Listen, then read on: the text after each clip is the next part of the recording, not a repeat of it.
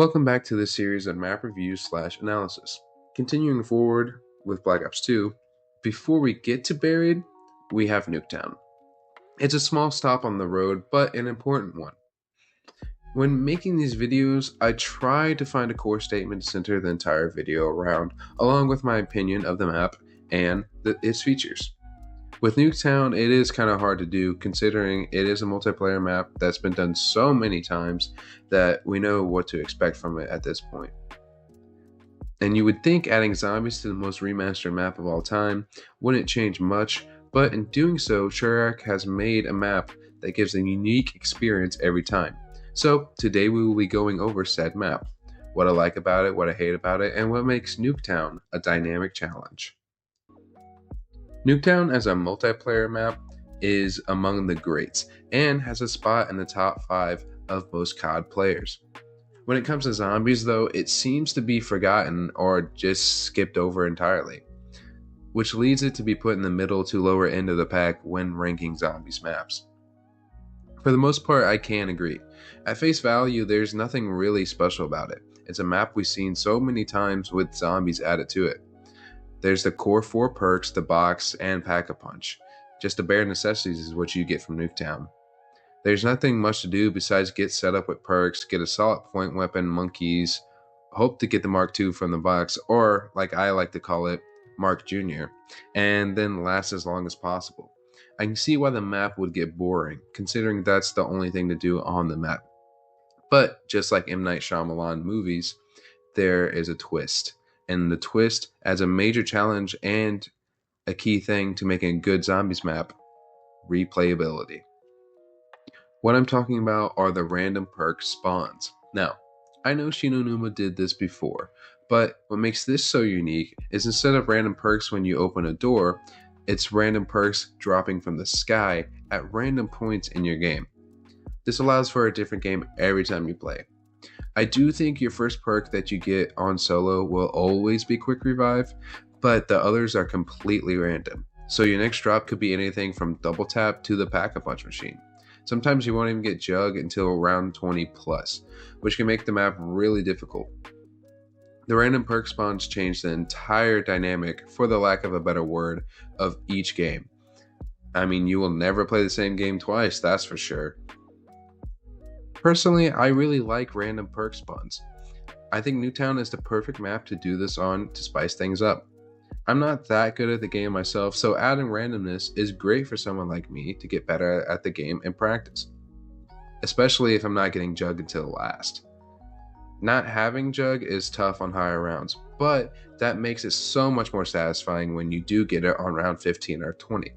Speaking of satisfying, it can be just as cool getting an easy game as getting a hard game, getting your perks right when you need them, right at the perfect time.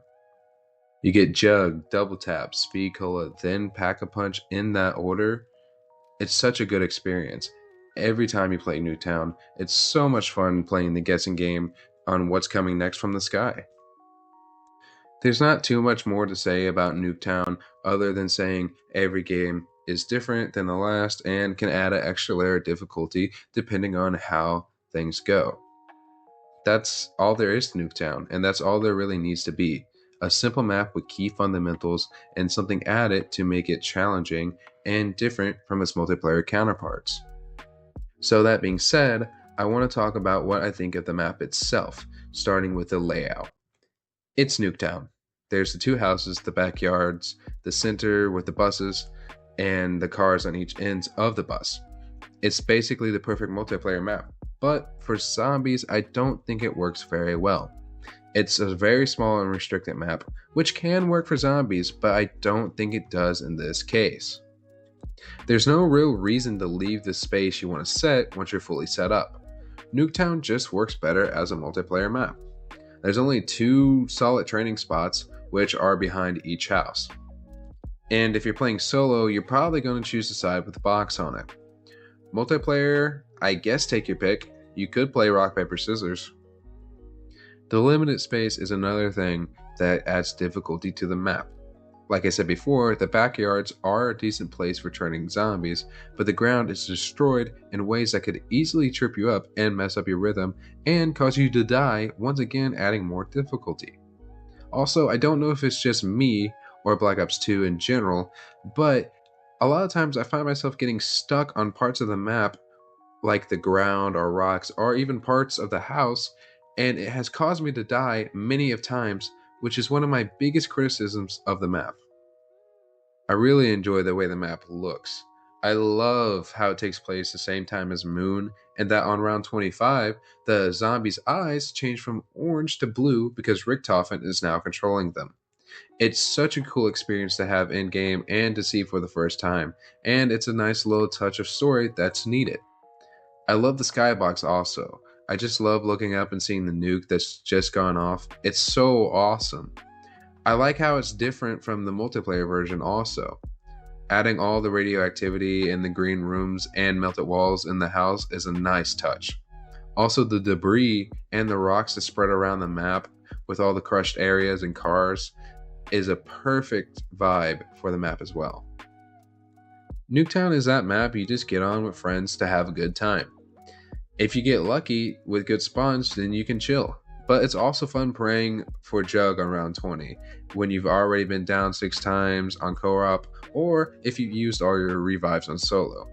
And that's the thing, playing solo or co-op Nuketown is fun. It's not the greatest map ever, nor is it the worst. Personally for me, it's a little bit better than mid. It does what it needs to do as a zombies map, and it's not trying to be something it's not. It's just Nuketown and it knows it, which is just fine with me.